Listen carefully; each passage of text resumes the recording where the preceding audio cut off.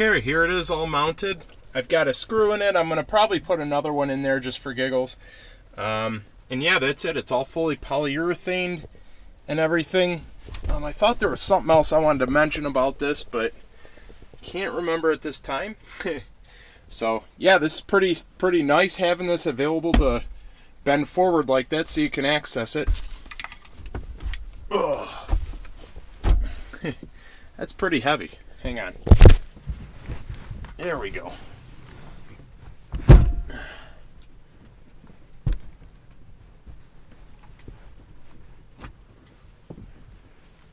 Alright, sorry about that.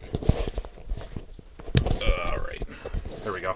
So as you can see, it comes up. You can sit in that pretty well, no problem. You can actually recline back a little bit further, which I'll probably do. Let's see. Boom. That's as far back as it'll go. And that thing is, I mean, it's in there. It might wobble a little bit, but that's pretty good plastic in there. I don't assume it's going to move at all. The van doesn't shake that much, so yeah, I'll vacuum this out and I'll get started on the next phase, which is the bed, I think.